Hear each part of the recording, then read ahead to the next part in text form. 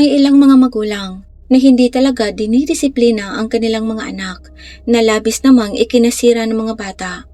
At halos masasabi ng lahat na ang mga batang ito ay kadalasang nagkakaroon ng narcissistic tendencies sa halip na lumaki upang matuto kung paano maging mapagpasalamat.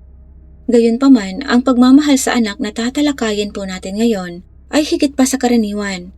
Ang kasong ito ay nagpabigla sa Japan, hindi lamang dahil sa karumalduman na kalikasan nito, kundi dahil na rin sa kakaibang dynamics ng pamilya na lumitaw. Bago po tayo magpatuloy, shoutout po kina Fidriano.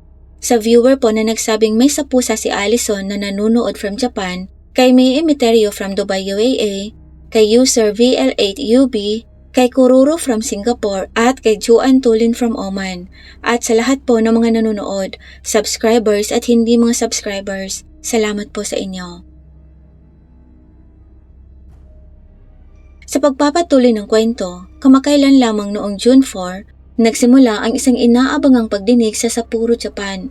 Daan-daang mga tao ang pumila, umaasang makapasok sa Sapporo District Court at masaksihan ang paglilitis para sa isang malagim na pagtapos ng tao na naganap noong 2023, kung saan natagpuan ang isang walang-ulong katawan sa isang hotel. Isang karumaldumal na krimen na ginawa ng isang babae at ng kanyang mga magulang na sinusunod ang bawat utos ng kanilang anak gaano man ito kalubha. Ngayon ay susuriin po natin ang mga detalye ng nakakagulat na kasong ito. Noong umaga ng July 2, 2023, sa isang hotel sa Suzuki no Sapporo, Japan, nabahala ang mga attendant sa hotel. Ang mga nag-check-in sa room 202 ay hindi nag-check-out sa karaniwang 11 AM check-out time. Sa kabila ng kanilang pagsisikap na makipag-ugnayan sa mga nasabing tao, sa pamamagitan ng pagtawag sa telepono sa silid at pagkatok sa pinto, walang tumugon. Nang walang ibang pagpipilian, nagpasya ang isang attendant na pumasok sa silid. Nakita nitong hindi pangkaraniwang parang walang umupa sa silid. Tila hindi ginamit o hindi nagalaw ang malaking kama na hindi karaniwan para sa anumang pamamalagi sa hotel. Habang hinahanap ng attendant ang anumang palatandaan ng mga tao sa loob, wala siyang nakita. Determinado na suriin ang banyo, binuksan ng attendant ang pinto at napasigaw sa takot. Sa loob nito, isang katawan ang nakayuko sa ibabaw ng bathtub. Ang bahagi ng ulo ay sa loob at ang mga balakang ay nasa labas na may mga dugo sa lahat ng dako. Agad na inalerto ng clerk ang kanyang mga kasamahan at mabilis na tumawag ng mga pulis sa hotel.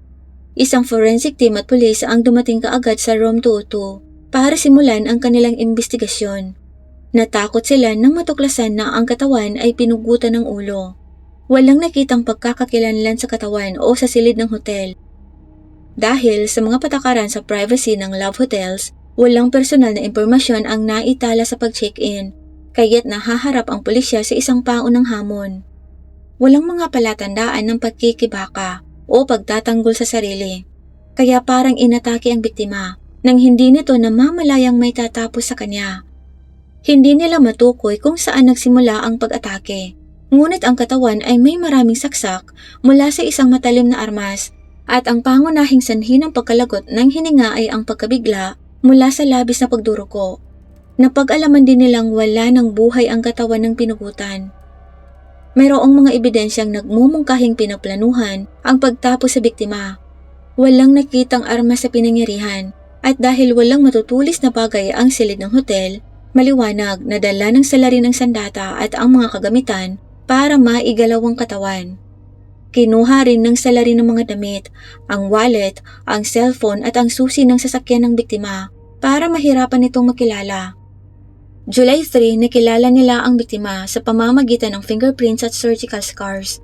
Siya ay ang 62 years old na lalaking nakatira mga 30 kilometers mula sa pinangyarihan.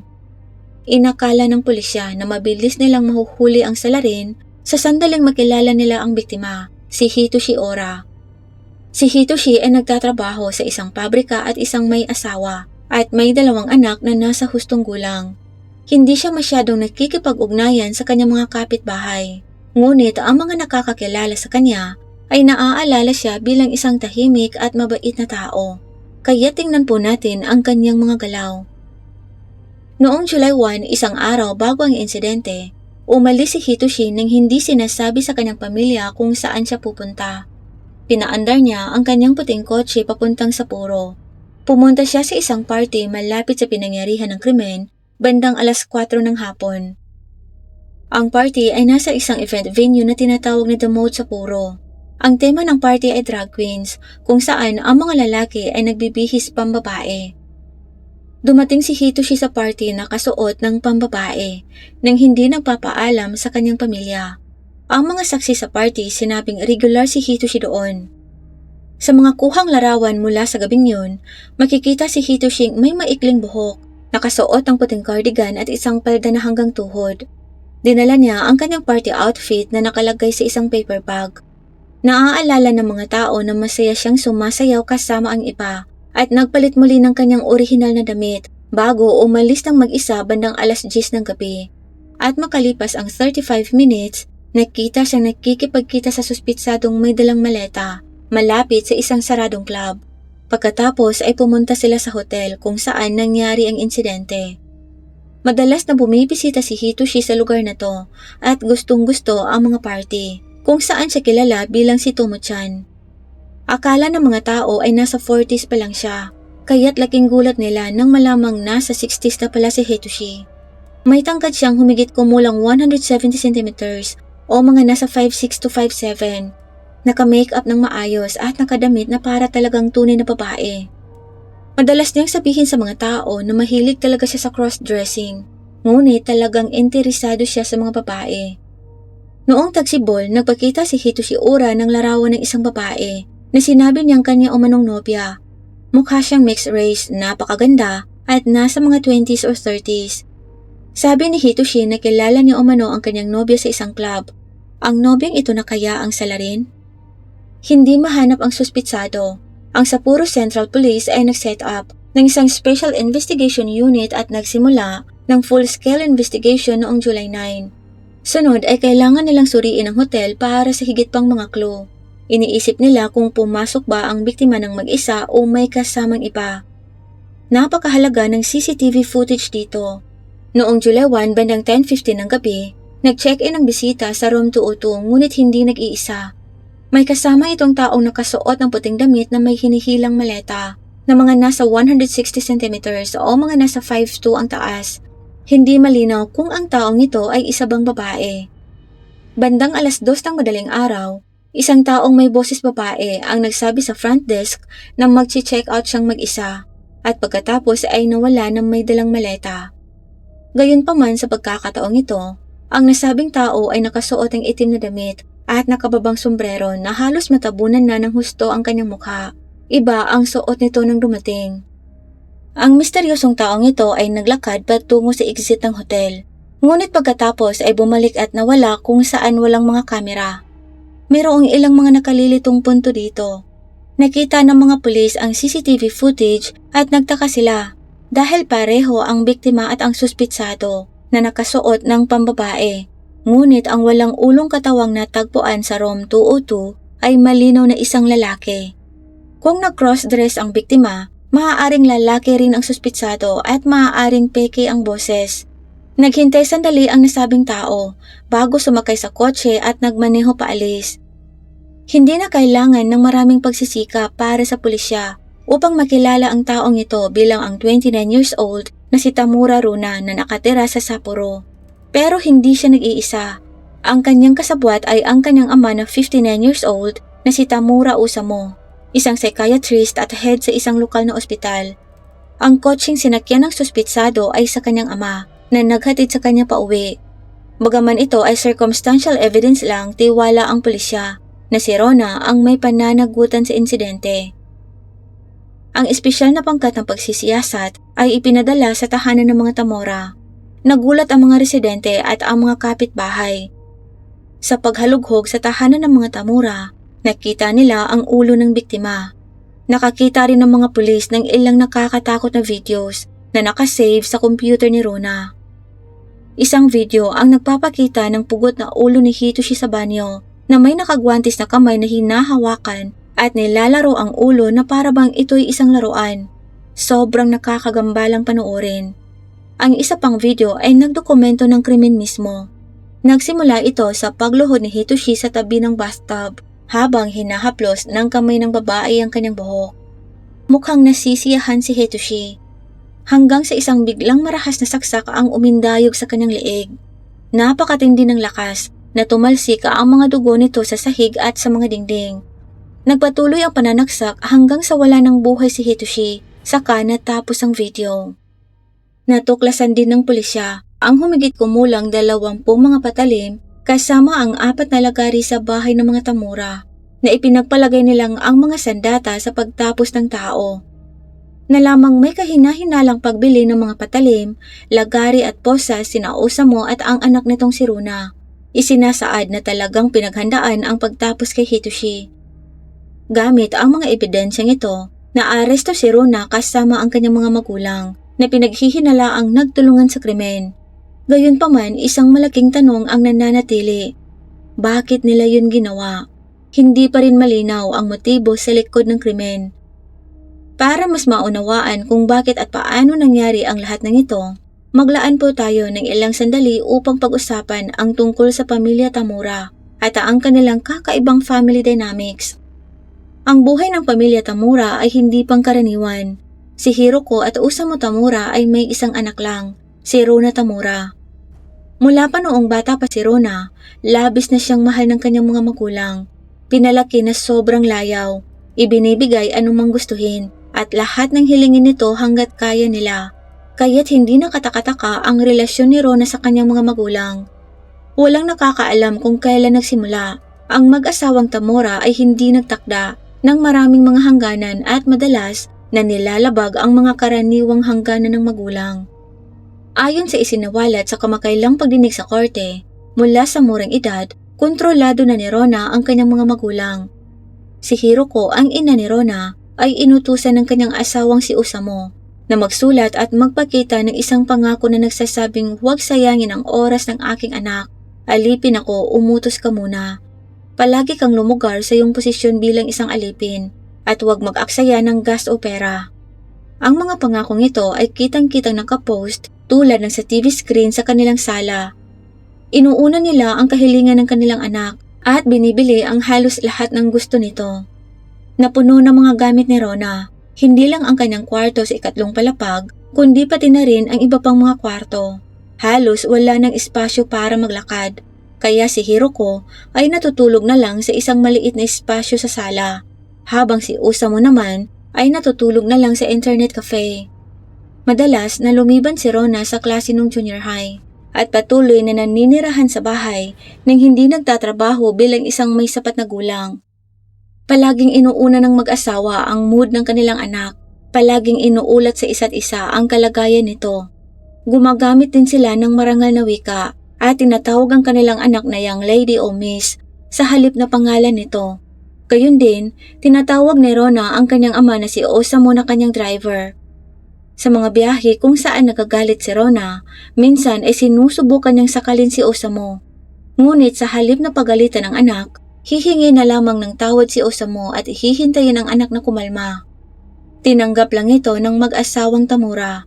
Umiikot lang ang kanilang buhay sa pagpapasaya sa kanilang anak. Nang mabunyag ito sa korte na bigla ang maraming Hapon dahil ang Japan ay nagbibigay ng matinding diin sa paggalang sa mga nakatatanda. Hindi rin naging maganda ang pribadong buhay ni Rona. Hindi siya kilala bilang palakaibigan o palakaibigang mag-aaral sa paaralan. Sa halip, siya ay mas mapag-isa. Inihiwalay niya ang kanyang sarili sa kanyang mga kasamahan at bihira lang magsalita, maliban na lang kung talagang kinakailangan. May isang pagkakataon umano na pinuri ng isang batang lalaki ang damit ni Rona. Sinabing mukha siyang anime character. Sa halip na tanggapin ang papuri, hinabol niya ang bata gamit ang isang kutsilyo habang sinasabing mawala na ito. Sa kabutihang palad, nakatakas ang bata nang hindi nasaktan. Kaya ang tanong, talaga bang may sakit sa pag-iisip si Rona? Ayon sa mga ulat, hindi maikakaila na may karamdaman nga siya sa pag-iisip na nakakatawa para sa ilan dahil isang psychiatrist ang ama nitong si Osamu. Sa tuwing nakagalit si Rona, nagpapakita siya ng maling pag-uugali, gaya ng pagkahagis ng mga bagay, nagmumura at nagbabad siyang tatapusin ng sarili. isang sangkap para sa kalamidad sa kanyang mga magulang na nagpalaki sa kanya ng labis na pagsunod sa layaw. Marahil ay naramdaman ni Rona na siya ay nasa tuktok ng mundo. Naniniwalang magagawa niya anumang gusto niya nang walang mga kahihinatnan. Kaya inaakala ng ilang netizens na isang araw, nakaramdam na lang si Rona ng pagkagustong tumapos ng tao para lang sa kasiyahan. At ang kanyang mga magulang na hindi makatanggi sa kanyang mga kahilingan ay maaaring tumulong sa kanya para maisakatuparan ang kanyang hiling para lang siya sumaya. Ngayon, pag-usapan po natin kung ano ang eksaktong nangyari sa gabi ng insidente. Hindi malinaw kung kailan at saan, ngunit isang araw ang 29 years old na si Rona ay nagsasaya sa isang club sa distrito ng Susukino. Ang Susukino ay bahagi ng Sapporo na kilala sa mga pang-adultong libangan. Ito ang pinakamalaking distrito ng libangan sa hilaga ng Tokyo. Puno ng mga tindahan, bars, restaurants, karaoke shops, pachinko parlors at syempre, mga love hotels. Sa esensya, ito ay isang lugar kung saan ang mga matatanda ay nagpapakasawa sa makamundong kasiyahan. Sa isa sa napakaraming club na yon, nakilala ni Rona si Hitoshi Ora na ang libangan ay ang pananamit bilang isang babae. Habang ang kanyang interes sa cross-dressing ay hindi naman isang problema, ang kanyang pag-uugali naman sa mga kababaihan ng problema. Ayon sa maraming babae, sinasamantala ni Hitoshi ang kanyang pagko-cross-dressing para manghali ng mga babae. Medyo hindi malinaw ang mga ulat na to dahil parang sabi-sabi lang daw umano. Sinasabing nagkukunwari si Hitoshi na gusto rin nito ang mga lalaki para magtiwala ang mga babae sa kanya. Sa sandaling nakuha na niya ang kanilang tiwala, sinasamantala niya ang sitwasyon upang kumilos nang hindi naaangkop sa kanila. Batay sa unang nalaman tungkol sa kaso, hindi naging maganda ang unang pagkikita ni Rona at Hitoshi. Naisiwalat sa ulat na pinagsamantalahan ni Hitoshi si Rona. Kinunan pa niya ng video ang panghahali sa dalaga na siyang ginamit ni Hitoshi laban sa kanya. Sinabi ni Rona sa kanyang mga magulang ang tungkol dito at hinarap nila si Hitoshi. Kakatuwang hindi sila nagsampa ng kaso laban sa lalaki. Sinabi lang ni Osamu kay Hitoshi na hindi na siya pwedeng makipag-ugnayan o lumapit man lang kay Rona at sinunod naman ni Hitoshi ang kahilingang ito ng mga magulang ng dalaga. Gayunpaman ang kasunduang yon ay hindi nagtagal. Bago ang July 1, kinumpirma ng mga magulang ni Rona na muling nakipag-ugnayan si Hitoshi sa kanilang anak. Iniisip ng mga tao na maaaring ito ang nakapag-trigger sa mga magulang ni Rona. Nakalaunan ay humantong sa pagtapos kay Hitoshi. Ngunit sa kamakailang pagdinig sa korte, nagsimulang lumabas ang mga nakakagulat na kwento mula sa depensa. Ayon sa depensa, noong unang beses na pumunta si Rona sa isang club, nakilala niya ang biktima at agad silang nagkamabutihan. Dinala ni Hitoshi si Rona sa isang hotel kung saan nagkaroon sila ng hindi protektadong pagtatalik. Pagkaalis nila sa hotel, inihatid siya ng kanyang ama na si Osamu sa isang klinika para uminom ng morning after pill. Napuno ng galit si Rona. Pakiramdam niya nilinlang siya ni Hitoshi. Kaya pagkatapos si Rona, sa tulong ni Osamu ay hinanap ang lalaki. Hanggang sa wakas ay natagpuan nila to sa Susukino. At inayos na muli silang magkita sa isang love hotel sa Susukino Sapporo noong July 1, 2023. Nang magkita sila, sinabi ni Rona kay Hitoshi na gusto niyang maging rena at gumawa ng isang roleplay. Bago pa siya nakipagkita kay Hitoshi, inutusan niya ang kanyang ina upang bumili ng ilang mga kagamitan at nagsanay kasama ang kanyang ama kung paano tatapusin si Hitoshi. Kinabukasan matapos makipagkita ni Rona kay Hitoshi, sinabi niya sa kanyang ina na si Hiroko na iniuwi niya ang ulo ng lalaki. Ipinakita ni Rona kay Hiroko ang binalatang ulo sa banyo at isang basong bote na naglalaman ng bahagi ng balat ng mukha. Pinilit ni Rona si Hiroko na hawakan ang binalatang ulo at sinabi pa sa kanyang ina na kunan nito ng litrato. Sa panahon ng interogasyon, hindi nakikiisa ang pamilyang Tamora. Tumangging umamin si Rona sa pagtapos kay Hitoshi. Sa halip ay sinisi ito sa isa pa niyang personalidad. Sinabi niyang meron siyang schizophrenia, saka ikinatwiran na dahil sa sakit na yon, hindi siya pwedeng managot sa krimen. Pareho ding itinanggi ng mga magulang ni Rona ang pagkakasangkot sa pagtapos kay Hitoshi. Sinabi nilang hindi sila nakilahok sa pagtapos sa kanya. Ngunit hindi maitatangging tinulungan nila si Rona sa ibang paraan. Sinamahan ni Osamu ang kanyang anak upang bumili ng mga armas. Hinatid siya sa hotel at iniuwi sa bahay. Nakita naman ni Hiroko ang ulo na inuuwi ng kanyang anak, ngunit hindi niya ito ipinaalam sa mga pulis. Sa gayon, humadlang sila sa hustisya. Si Rona kasama ang kanyang mga magulang ay ikinulong para sa psychiatric evaluation. Nasuring may bipolar disorder, huminto si Rona sa mga pagbisita sa ospital at nakakatanggap na lang ng mga gamot mula kay Osamu na isa ring psychiatrist. Nagdidelusyon din si Rona, nakikipag-usap sa kanyang imaginary boyfriend at nagdaos pa ng isang peking seremonya ng kasal kasama ang kanyang mga magulang. Ang pangunahing pinagtutuunan sa pagsulong ay ang kriminal na pananagutan ni Rona. Patuloy pa rin ang paglilitis at imbestigasyon.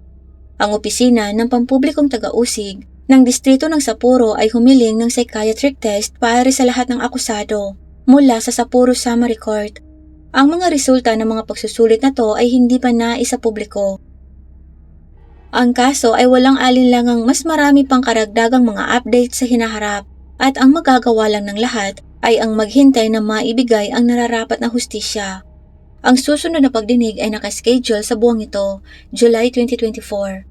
Kung talagang may dalawahang personalidad si Rona gaya ng sinasabi nito, may posibilidad na ang hatol ay maaaring isang admission sa isang pasilidad ng paggamot para sa mga may karamdaman sa pag-iisip. Gayon din kung mapapatunayan na ang kanyang mga magulang ay ganap na walang kamalayan sa mga malagim na plano ng kanilang anak, maaari din nilang maiwasan ang anumang legal na epekto. Sa kasong yun, walang sinuman ang maaaring makulong para sa kaso ng pagtapos kay Hitoshi Ora at ang buong pamilya ay posibleng makatakas sa parusa. Ang kaso ni Runa Tamura ay sariwa at patuloy na gumugulo sa mga tao sa buong Japan. Mayroong malawakang debate kung ang estilo ba ng pagiging magulang ng mag-asawang Tamura ang nakaimpluwensya sa naging kinalabasan ni Rona. Naniniwala rin ang ilan na may sakit sa pag-iisip si Rona, na ang kanyang ama na isang psychiatrist ay hindi kayang pamahalaan. Marahil pa nga ang buong pamilya talaga ang may sakit sa pag-iisip. Ang lahat ay hindi maipaliwanag sa pamamagitan ng ating sentido komon. Maaaring humubog sa pag-unlad ni Rona ang kombinasyon ng kakulangan ng mga hangganan at labis na pagpasunod sa layaw ng kanyang mga magulang. Kaya pansamantala gusto ko pong marinig ang inyong mga saloobin sa kasong ito. Dahil hindi maikakailang ito ay isa sa mga pinaka-nakakaintrigang kasong natalakay ko po dito hanggang ngayon. Naniniwala ba kayo na ang pag-uugali ni Rona ay resulta ng pagpapalaki sa kanya? O sa palagay niyo ba ay may mas malalim na psikolohikal na isyong naglalaro? Paano niyo po binibigyang kahulugan ang papel ng mga magulang sa kalunos-lunos na pangyayaring ito? Ibahagi niyo po ang inyong mga saloobin at teorya sa comment section sa ibaba. At gaya ng dati, salamat po sa panonood. Mag-ingat po tayong lahat.